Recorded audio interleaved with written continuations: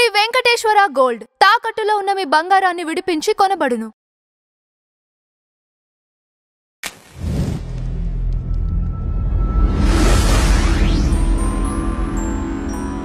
నమస్కారం కృష్ణ కుమార్ గారు. నమస్కారం అండి. ఏంటి మహేష్ బాబు గారి కేసు అప్డేట్ ఏంటి? నిన్న వెళ్ళాలి విచారణకి, అయితే ఆయన వెళ్లకుండా అడ్వకేట్ని పంపించారు. ఏమైంది సమాచారం ఇంతవరకు బయటికి రాలేదు. మరి ఎన్నిసార్లు ఇట్లా అడ్వకేట్ని పంపిస్తారు, ఈయన వెళ్లకుండా కుదురుతుందా కుదరదా అనేది వేచి చూడాల్సిన విషయమే. ఓకే, అసలు ఒకటి అర్థం కావాల్సింది ఏంటంటే, సినిమా హీరోలు ఎంత వీలైతే అంత ఆదర్శంగా ఉండటానికి చూడాలి.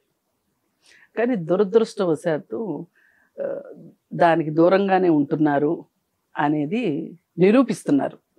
ఒక్కొక్కరి విషయంలో డ్రగ్స్ విషయం, ఒక్కొక్కరి విషయంలో తోటి నటీమణులతోటి వాళ్ళ వ్యవహారాలు, అలాగే ఈ ట్యాక్స్లు ఎగ్గొట్టటాలు, అలాగే నిర్మాతలను ఏడిపించటాలు, ఇట్లా రకరకాల విషయాల్లో ఎప్పుడు ఎవరో ఒక హీరో వార్తల్లో ఉంటానే ఉన్నారు. స్టూడియోలకు ఇచ్చిన భూముల్ని లేఅవుట్లు వేసి అమ్ముకునే విషయంలో, భూ వివాదాల్లో, ఇలా అంటే ఈ మొత్తంలో ఏది మనం చూసినా కానీ కీర్తికాంత కనకం దగ్గరే ఈ మూడు విషయాలన్నీ కూడా కీర్తికాంత కనకం దగ్గరే ఆగుతున్నాయి. ఎందుకు అప్పుడు లోకమే ఉంది కదా, అది అదే ఇండస్ట్రీ ఏముంది అది అక్కడ. నేను ఇప్పుడు మనం మాట్లాడుకుంటుంది ఇండస్ట్రీ కాబట్టి లోకం అంతా అట్లానే ఉంది. అదే మరి నేనేమి అసలు దానికి పాపం వీళ్ళు ఏదో అతీతులు, వీళ్ళు అసలు ఇలా ఉండాలి అలా ఉండాలి, అసలు వీళ్ళు పైనుంచి ఊడిపడ్డారు అనేది నా ఉద్దేశం కాదు. నా ఉద్దేశం ఏంటి అంటే, సినిమా కూడా వచ్చింది కీర్తికాంత కనకం అని, అట్లాగే వీళ్ళు కూడా అదే విధంగా బిహేవ్ చేస్తున్నారు. అసలు మహేష్ బాబు లాంటి ఒక హీరోకి బ్లాక్ వైట్ తీసుకోవాల్సినంత కర్మ ఏం పట్టింది అసలు? ఇప్పుడు బ్లాక్ తీసుకోబట్టే ఈ ప్రాబ్లం వచ్చింది. దానికి ఆధారం ఏంటి? ఏ ఆధారం లేకోకుండా ఈడీ వాళ్ళు ఎందుకు వస్తారండి? ఎట్లా వస్తారు? వాళ్ళ బుక్స్లో చూపించుకున్నారు. వాళ్ళ బుక్స్లో చూపించుకున్నారు. వీళ్ళు మనీ రిసీవ్ చేసుకున్నట్టు వీళ్ళ సంతకాలు ఏవో ఉండుంటాయి. ఒట్టి పుణ్యానికి ఇచ్చేస్తారా ఏంటండి? ఇవ్వరు కదా. యాడ్ అయితే చేసిన మాట వాస్తవం. యాడ్కి ఇన్ని డబ్బులు ఫ్రీగా అయితే ఎవరూ చేయరు. ఒకవేళ తీసుకున్నా ఆ డబ్బుల్ని ఏ చారిటీ కన్నా ఇస్తారు, కానీ ఫ్రీగా మట్టుకు ఎవరు చేయరు. సరే, ఫ్రీగా చేయమని కూడా మనం కోరుకోవట్లా. వాళ్ళకు ఒక పబ్లిక్ ఇమేజ్ ఉంది, అలాగే పాపులారిటీ ఉంది కాబట్టే వాళ్ళు వచ్చి వీళ్ళని అడిగారు కదా. మీరు నన్ను మిమ్మల్ని అడగకోకుండా వాళ్ళని ఎందుకు అడిగారు? పాపులారిటీ ఇది ఓన్లీ ఎంక్వైరీనా లేకపోతే? ఇప్పుడు ఈడీ వాళ్ళు వాళ్ళ ఆఫీస్కి వచ్చి ఎంక్వైరీ మొదలెట్టారు. ఎంక్వైరీలో వాళ్ళ ఖర్చులు, వాళ్ళకి వచ్చింది ఎంత, బయటికి వెళ్ళింది ఎంత, అసలు వీళ్ళు డెవలప్మెంట్లు ఎందుకు చేయలేకపోయారు ఏంటి అనేది మొత్తం చూశారు. చూస్తే తేలింది ఏంటి అంటే, వీళ్ళు మహేష్ బాబుకి ఇంత ఇచ్చారు, ఇంత వైట్లో ఎంత బ్లాక్లో ఎంత అనేది క్లియర్ కట్గా అక్కడ రాసుంది. అయితే వాళ్ళని ఎంక్వైరీ చేసినప్పుడు మీరు ఈ బ్లాక్ ఎలా ఇచ్చారు అంటే, వాళ్ళకి చెప్పడం పెద్ద కష్టం కాదు. కస్టమర్ల దగ్గర నుంచి బ్లాక్ వస్తుంది కాబట్టి బ్లాక్ ఇచ్చామని చెప్తారు. మరి తీసుకున్నట్లు ఆధారం ఏంటి అంటే, ఇప్పుడు తీసుకోలేదనే ఆధారం వీళ్ళు చూపించగలరు. ఇప్పుడు మహేష్ బాబు చూపించుకోగలగాలి, వాళ్ళు పుస్తకాల్లో రాసుకున్నారు కాబట్టి. మరి ఈయన ఎందుకు చూపించుకోవట్లేదు? ఇప్పుడు పోయినసారే విచారణకి రమ్మంటే ఆ రోజు షూటింగ్ ఉందని వెళ్ళలా. నిన్న విచారణకి హాజరవ్వమంటే లాయర్ని పంపించారు. చూడాలి మరి ఏం జరుగుతుంది అనేది.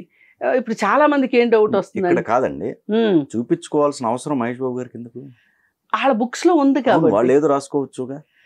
అంటే వీళ్ళు తీసుకున్నట్లుగా ఇప్పుడు అందరూ ఎట్లా చేస్తున్నారంటే అండి, అంత ఈజీగా ఏమి అగ్రిమెంట్లోనే రాసుకుంటున్నారు, వైట్ ఇంత బ్లాక్ ఇంత అని రాసుకోవడం కూడా ఉంటుంది. మరి ఇప్పుడు మహేష్ బాబు దగ్గరికి ఒక క్రైమ్ కదండి, అగ్రిమెంట్లో అట్లా రాస్తే క్రైమే కదా.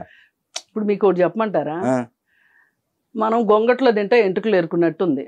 మీరు ఒక ఇల్లు కొంటున్నారు. ఇల్లు కొంటుంటే అగ్రిమెంట్లో ఏముంటుందంటే, దీని టోటల్ కాస్ట్ 2 కోట్లు, దీని గవర్నమెంట్ వాల్యూ నిమిత్తం ఇంత, మిగతాది బ్లాక్ ఇస్తాము అని రాసుకుంటారు. అలా కూడా ఉంటాయా? పోనీ అలా రాసుకోకపోయినా ఈ టోటల్ కాస్ట్ 2 కోట్లు, ఇప్పుడు ఇంత అడ్వాన్స్ ఇస్తున్నారు, మిగతాది రిజిస్ట్రేషన్ టైంలో ఇస్తారు అని మీరు రాసుకుంటారు కదా. రాసుకున్న తర్వాత రేపు మీ రిజిస్ట్రేషన్ అయిన డాక్యుమెంట్ ఉంది, డాక్యుమెంట్లో ఈ స్థలం ఖరీదు గవర్నమెంట్ వాల్యూ 60 లక్షలు అని రాసి ఉంటుంది. 60 లక్షలకి మీరు స్టాంప్ వాల్యూ కడతారు. అంటే గవర్నమెంట్ ఏం డిసైడ్ చేసింది, ఈ ప్రాపర్టీ వాల్యూ 60 లక్షలు అని డిసైడ్ చేసింది. ఆ 60 లక్షలకి మీరు 6.5 8.5 ఎంత అయితే అంత మీరు చలాన్ తీసేసి రిజిస్ట్రేషన్ చేయించేసుకుంటారు. మరి ఇప్పుడు ఆ అగ్రిమెంట్కి ఈ డాక్యుమెంట్కి కాంట్రడిక్షనేగా. కరెక్టే, అట్లా కూడా రాసుకుంటారని అది డౌట్. రాసుకుంటారు, మరి రాసుకోండి. ఇప్పుడు రేపు పొద్దున అమ్మేవాడు గనక అది రాయలేదనుకోండి, అది రాసుకోలేదనుకోండి, రేపు కొనేవాడు ఏం చేస్తాడు, రాసుకుంది ఇంతే కదా, గవర్నమెంట్ వాల్యూనే కదా రాసుకుంది, నేను అంతే ఇస్తా అంటాడు. ఓకే, అందుకని నేను గొంగట్లో తింటా వెంట్రుకలు ఏరుకుంటున్నావు అనేది ఇందుకే ఊరికినే కాదు. అసలు ఓ పక్కన వ్యాపారాలన్నీ అలా జరుగుతున్నప్పుడు నువ్వు బ్లాక్లో ఎందుకు తీసుకున్నావు అని మహేష్ బాబుని అడగటానికి లేదు. అసలు ఇప్పుడు అసలు ఈ రియల్ ఎస్టేట్ కంపెనీ దగ్గరే మహేష్ బాబుకి ఈ ప్రాబ్లం వచ్చింది. ఏ కోక్ కంపెనీతోనో ఇంకొకటితోనో ఈ ప్రాబ్లం రాలా. రీజన్ ఏంటి, రియల్ ఎస్టేట్ వాళ్ళ దగ్గర బ్లాక్ వైట్ ఉంటాయి.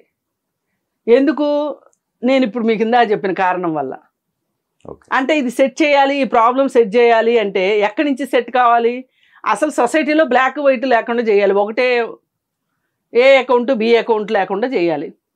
మాట్లాడుకునేప్పుడు కూడా బ్లాక్ ఎంత అని అంటే మరి చోట ఎంటానికి బాగోదని బి ఎంత ఏ ఎంత అని మాట్లాడుకుంటుంటారు. డబ్ల్యూ ఎంత బి ఎంత అని. డబ్ల్యూ అంటే వైట్, బి అంటే బ్లాక్. సార్ మరి ఇప్పుడు ప్రాబ్లం ఎలా వచ్చింది, రాత్రికి రాత్రి ఈ ప్రాబ్లమ్ని సరిదిద్దలేరు. ఏది వైట్ బ్లాక్ని పోయినసారి డిమానిటైజేషన్ కూడా బ్లాక్ మనీని తగ్గిస్తాననే మోడీ చెప్పాడు, కానీ ఏమీ అవ్వలేదని. ఇప్పుడు వచ్చే సంవత్సరానికి 10 ఏళ్ళు డిమానిటైజేషన్ వచ్చి ఏమీ అవ్వలేదు, ఏం అవ్వలా. అయితే ఇప్పుడు మరి మహేష్ బాబు ఎట్లా బయటపడతాడు అనేదే పాయింట్. కాకపోతే డిజిటల్ ట్రాన్సాక్షన్ జరుగుతున్నాయి, అప్పటికిప్పుడు కంపేర్ చేసుకుంటే అవి జరుగుతున్నాయి. కానీ చెప్తా, అది కూడా చెప్తా మీకు. ఇప్పుడు ఏనుగులు పోయే దోవ ఒకటి ఉంటుంది, చేవలు పోయే దోవ ఒకటి ఉంటుంది. ఇప్పుడు చేవలు పోయే దోవని వీళ్ళు డిజిటల్ చేశారు, ఏనుగులు పోయే దోవని ఓపెన్గా పెట్టారు. వీళ్ళు నిజంగా నిజాయితీ ఉంటే గనక ఏనుగులు పోయే దోవని వీళ్ళు ఆపాలి. ఎవరు, ప్రభుత్వాలు ఆపరు. ఎందుకంటే ప్రభుత్వాలకు కూడా బ్లాక్ మనీ కావాలి. ఎప్పుడు ఎమ్మెల్యేలను కొనాలన్నా, ఎంపీలని కొనాలన్నా, ఓట్లు కొనాలన్నా వీళ్ళకి బ్లాక్ మనీ కావాలి. పైగా ఈ బాగా బడాబాబులు పెళ్ళాల ఒంటి మీద డైమండ్లు కావాలన్నా, రాజకీయ నాయకులు పెళ్ళాలకి డైమండ్లు కావాలన్నా, ఇప్పుడు ఇంకో కొత్త కల్చర్ వచ్చింది, మగోళ్ళు కూడా బోల్డ్ డైమండ్స్ వేసుకుని తిరుగుతున్నారు. అందుకని ఏంటి అంటే వీళ్ళు ఈ బ్లాక్ వైట్ కంట్రోల్ చేయటం వీళ్ళ వల్ల కాదు, ఈ రాజకీయ నాయకులు చేయరు. కానీ కళ్ళనీళ్ళు తొడవటానికి ఏం చెప్తున్నారు, ఇప్పుడు ఇండియాలో ఇంత డిజిటల్ ఇది వచ్చేసేసింది అని మల్లెపూలు కొనే దగ్గర, తాటి ముంజలు కొనే దగ్గర డిజిటల్ది పెడుతున్నారు. ఏంటి లాభం? ఇప్పుడు మనం ఒక షాప్కి వెళ్తామండి, వాళ్ళు అడుగుతున్నారు మీకు బిల్లు కావాలా వద్దా అని అడుగుతున్నారు.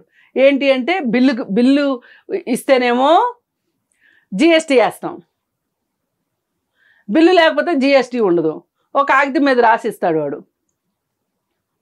అంటే ఇప్పుడు ప్రజలు దొంగలా, అమ్మేవాళ్ళు దొంగలా, ఇవన్నీ జరుగుతున్నాయని తెలిసిన ప్రభుత్వాలు దొంగయ్యా.